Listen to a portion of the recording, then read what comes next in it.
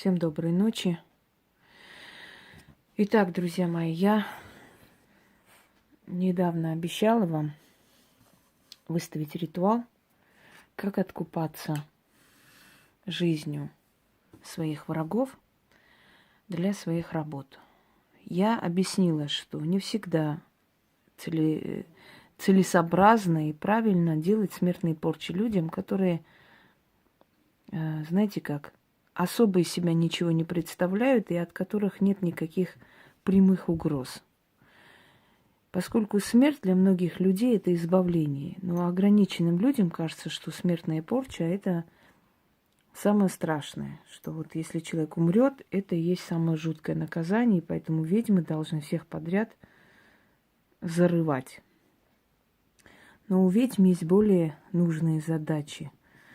И посвящать все свое время, всю свою жизнь на то, чтобы зарывать каких-то алкашей, быдло, какое-то ничего не стоящее себя тявкающую толпу, мне кажется, это глупо. Потому что мы знаем, что это очень энергозатратная работа, и это требует огромное количество концентрации, сил и посвящения несколько недель, а может и месяц работы. Это, естественно, получается, но я еще раз повторяюсь, что порчу на смерть лучше делать и правильнее делать тем людям, которые напрямую представляют из себя угрозу жизни для вас, для вашей семьи, чья жизнь мешает вам двигаться вперед. И если человек уже просто напрямую вам угрожает, то жертвуйте временем, атрибутами, силой, энергией и деньгами, потому что некоторое время вы не сможете полноценно работать, вам придется отменить многие заказы, и займитесь этим человеком, уничтожьте и загоните его в могилу. Потому что, в отличие от других порч, порча на смерть требует огромную силу, огромное количество времени, большой откуп. Поскольку вызов этих сил чревато потерей энергии, потерей сил, иногда и болезнью некоторое время. Есть люди, которые защищены неплохо, есть люди, которые, как бы вам сказать, имеют своих хранителей, и с этим всем нужно воевать. Есть люди, у которых есть сохрана рода, смотря кем вы занимаетесь. Вот если существование человека напрямую грозит существованию вас или ваших близких, то у вас есть и право, и разрешение, и как бы, как вам сказать, нужда в этом зарыть и убрать из жизни этого человека, который представляет из себя опасность для вас. Но если нет такой нужды, я вам сказала, намного лучше мучить, чем убить и избавить от страданий. Потому что любая смерть – это избавление от мирских страданий, поверьте мне.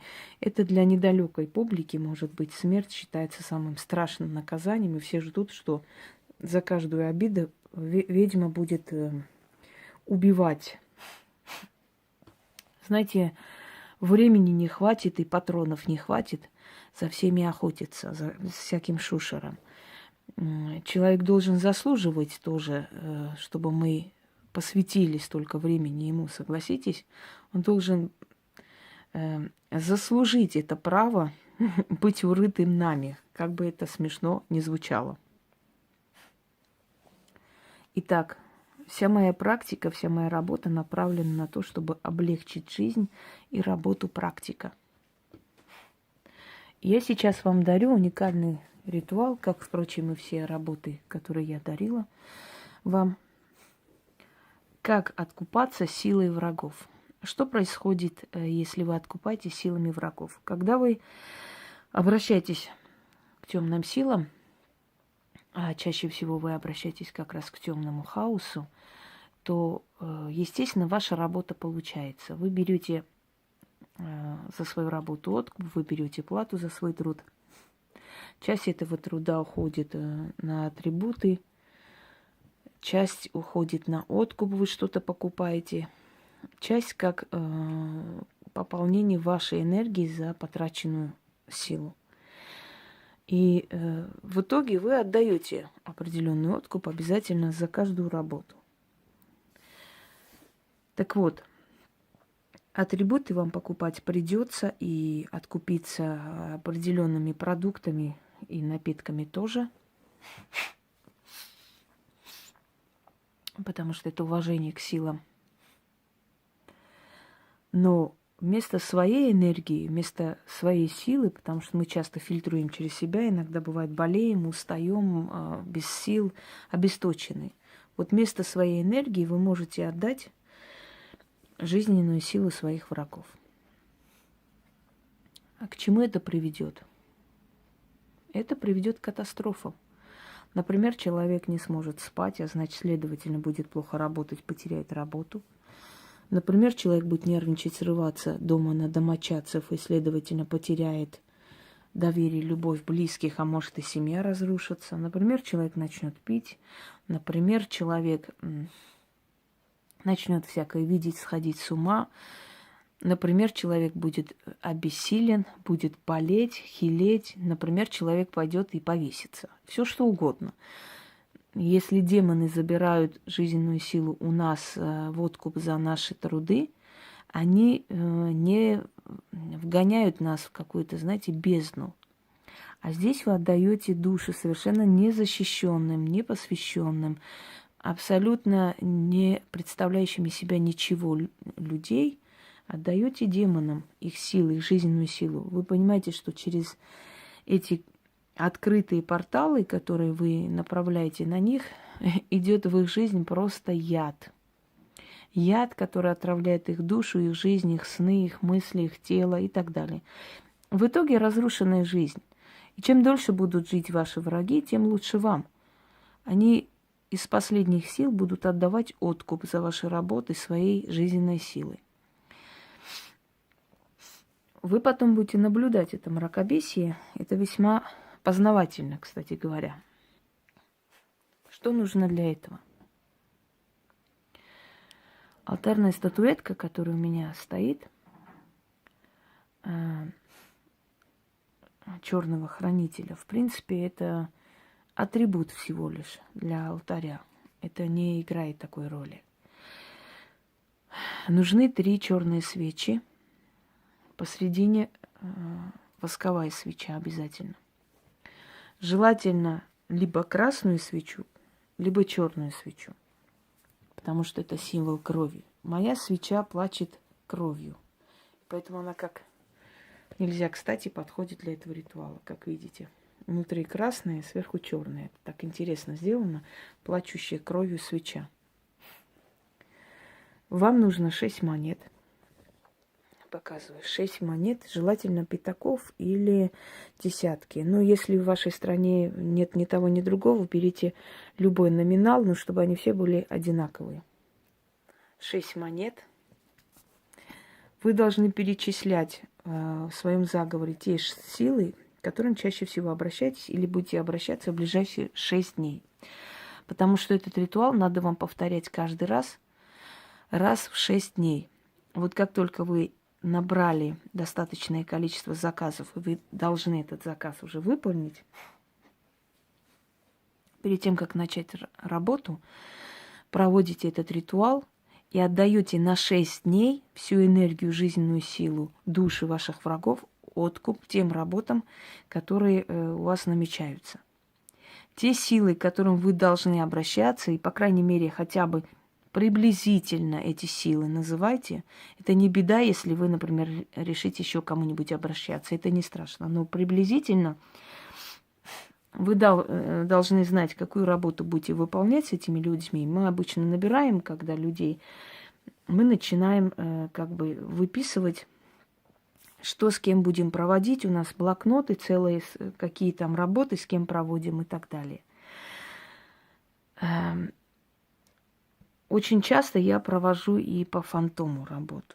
То есть не обязательно даже иметь фотографию, достаточно вызвать фантом и делать с ним любую работу, которую ты хочешь. Я этому тоже вас научу, как это надо делать, чтобы вы, например, находясь в другом месте, не дома, могли не бросить свое ремесло, свою работу, потому что внутри нас очень много энергетики этой темной, черной, которую нужно куда-нибудь выплеснуть. Бывает иногда, что мы где-нибудь отдыхаем несколько дней, потом как голодные волки рыщем просто дома, побыстрее домой что-нибудь провести, потому что у нас начинаются ломки, как у наркомана. Если мы не проведем это все, нас трясет, мы злые, мы на всех кричим: не трогайте меня, дайте мне работать, у меня дела, все, отстаньте и так далее.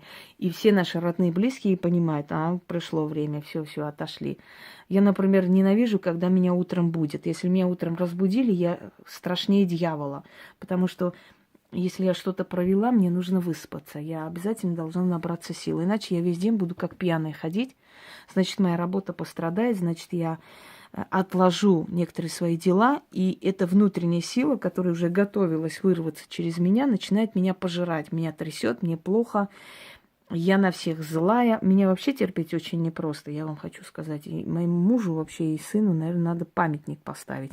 Хотя я агрессию больше изливаю на мужчину. Чтобы мой сын рос в любви и в ласке. Так надо. Ничего, он потерпит. Так вот, дорогие друзья, что я хочу вам сказать, что мы своеобразные люди, у нас необычная жизнь, но все, что мы делаем, во благо темных сил. Темных не потому, что они злые, а потому что они древние, потому что они дают те знания, которые не всем положено знать, да? Закрытые, сакральные знания. И имеем полное право иногда обращаться и попросить делать что-то ради нас. Значит так. Каждый раз, когда вы набираете определенный заказ работы, на 6 дней, например, значит, вы проводите этот ритуал, и в ближайшие 6 дней, что бы вы ни проводили, вы должны откупиться, еще раз говорю, и атрибутами, и продуктами, и напитками, как положено. Но помимо всего этого, сила у вас уходить не будет. Вы это заметите. Энергия ваша уходить не будет. Такое будет ощущение, что все, что вы должны были отдать этим силам, вот всю свою энергию, силу где-то и здоровье, оно при вас остается, потому что они направляются и начинают это забирать у ваших врагов. Для этого ритуала вам нужно 6 монет, 3 свечи. Посредине свеча восковая. Вокруг восковой свечи положите монеты. Желательно таким образом делать, как я говорю. Черный алтарь, естественно. Свеча посреди воск, красный воск или черный воск. Можно вот такой вот, то есть черно-красный. Далее назвать имена тех сил, тех темных богов, с которыми вы должны взаимодействовать в основном. Далее иметь фотографию врагов или имена их выписать с датами рождения, положить на алтарь. Потом сжечь. Если у вас нету ни этого, ни того, просто называйте имена. Если вы этого не знаете, говорите: отдаю в откуп всех, кто мешает мне в моем ремесле или кто против меня. Поверьте мне, что силы, которые сопровождают вас всю жизнь, они прекрасно знают, кто ваш враг, кто вам желает плохого, кто о вас сплетничает, кто о вас что говорит. Но пока вы не даете добро, я почему говорю некоторым людям, которые практикуют, что пока у них есть эмоции по отношению к человеку, обида, боль, не сработает ни одна работа на месте. Для того, чтобы отомстить человеку, вы должны потерять к нему интерес абсолютный, вы должны быть хладнокровны. Дайте вот этой волне боли пройти. Когда эта волна боли прошла, и вы поняли, что все, вам уже безразлично это все, вы можете спокойно мстить, потому что эмоции быть не должны. У демонов нет эмоций. Они должны воспринимать хладнокровно и спокойно вашу просьбу. Следующий момент. Пока у вас есть эмоции, пока вы хотите отомстить, пока вы внутри думаете, вот взять нож, просто воткнуть тебе в глотку, тварь, потому что ты настолько мерзко себя ведешь. Вот когда вот эти внутренние злость накапливается, она есть, да? Сила считает, что поскольку сила демократичная не вмешивается в жизнь людей, пока они не попросят, сила считает, что пока она хочет сама отомстить, я здесь ни при чем. А вот когда вы отдадите в руки демонов, в руки сил, хладнокровно и спокойно, без никаких эмоций, вы увидите, как этот удар очень быстро пойдет. Так вот, мой вам совет. Включите хладнокровие, холодный разум, рассудительный рассудок и отдавайте в руки демонов, ваших врагов, спокойно, выжимайте с них жизненные силы, ваша сила останется при вас, ваша энергия в том числе. Вы почувствуете, насколько вы будете более бодрая постоянно. И у вас уже не будет нужды постоянно отдавать вот какую-то часть энергии за ту работу, которая у вас получается. Я надеюсь, что я объяснила достаточно. Под роликом будет, значит, текст, потому что я навсегда печатать, ставить текст. Одно примечание. Мои ролики находятся на разных каналах, дочерних каналах в том числе. Поскольку мой основной канал «Ведьмина изба», то тексты находите именно под роликами на этом канале. На других каналах эти тексты могут не быть. Поэтому возмущение некоторых тупорылых существ по поводу того, что «как так? Вы сказали, будет текст, и не поставили» и так далее. Иногда хочется, знаете, сапогом просто дать по роже некоторым существам, которые приходят, абсолютно даром пользуются твоими работами, абсолютно даром берут все, еще и возмущаются, что текст не там поставили, что вот сказали, не то сделали. Вот таких вот тварей хочется зарыть. Если они пришли с возмущением и с понятием того, что ведьма для них раб-сила, которая должна им поставить и текст, и то, и это, если они с такими мыслями пришли, мои работы им не помогут. Пусть они знают. Если ты обращаешься к силам, и уж тем более к тому человеку, который создал это все для вас, через эти силы передает. И если у вас есть уважение, только в этом случае эти работы получатся. В остальном это для вас будет яд. Имейте в виду. Так что я вот сейчас говорю. Когда я говорю о том, что текст будет под роликом, потрудитесь искать основной канал. Потому что дочерние каналы ставят этот текст. Люди для того, чтобы сохранить мои работы, создали каналы. Спасибо им большое. Еще не хватало свое возмущение, свое дерьмо выливать на этих людей под роликами.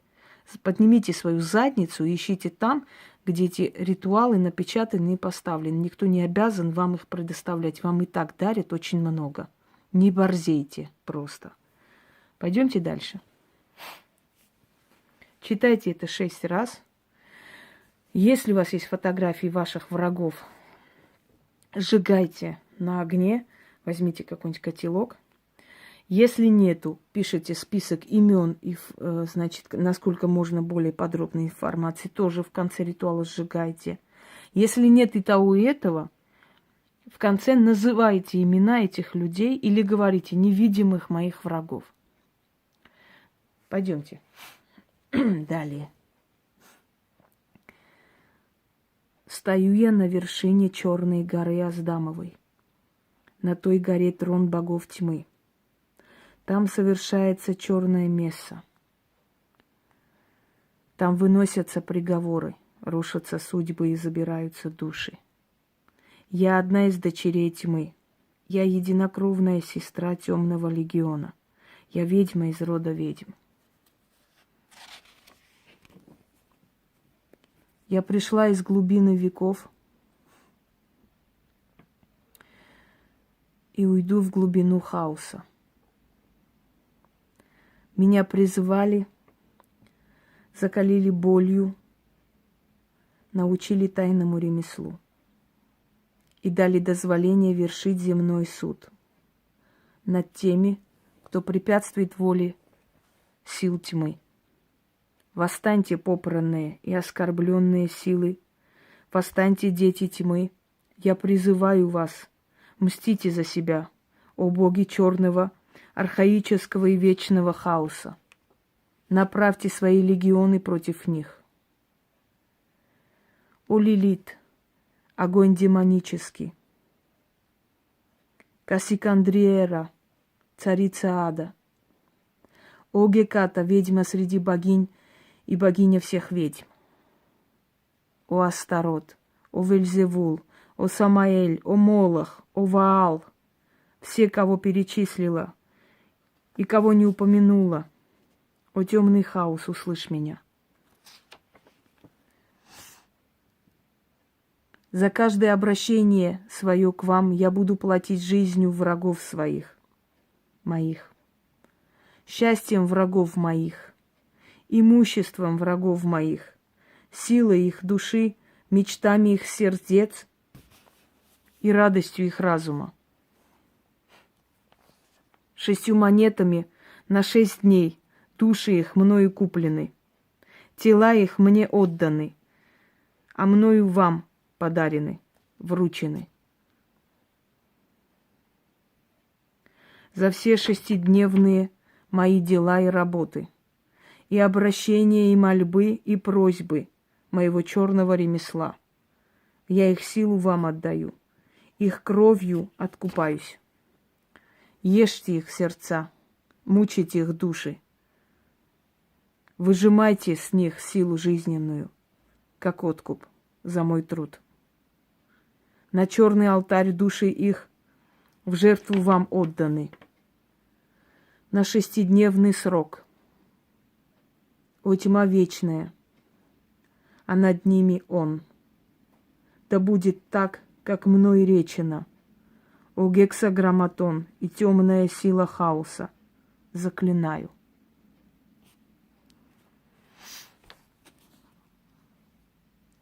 Если вы совершаете это ночью, значит, в следующий день вечером относите монеты, прежде чем начать работу, на перекресток со словами: 6 монетами на 6 дней души врагов своих покупаю и тьме, как откуп, вручаю.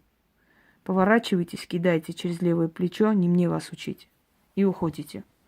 Если делаете просто в темное время суток, в сумерки, то можете в этот же день. Но прежде чем начать работу, обязательно оставьте их на перекрестке, если вы хотите, чтобы у вас ритуал получился, потому что это завершение ритуала, и без этого никак нельзя. Это пропустить нельзя. Проведите в темное время суток, отнесите и оставьте, и после этого начните более серьезные работы. Сюда не относятся работы во имя себя, сюда не относятся работы для денег, сюда не относятся работы любовные, которые вы хотите сделать. Ну, я имею в виду привороты и прочее, прочее. Сюда относятся черные работы, при которых обязательно берется сила. Это может быть чистка порчи, это может быть наведение порчи, это может быть чистка рода, это может быть снятие черных там всяких работ, это может быть снятие смертной порчи или болезни человека. Одним словом, все то, что мы фильтруем через себя и болеем. Вот эти работы очень подходят для этого обряда. Удачи вам. Обещала? Получайте. Как говорят, обещал пиджачок? Забирай.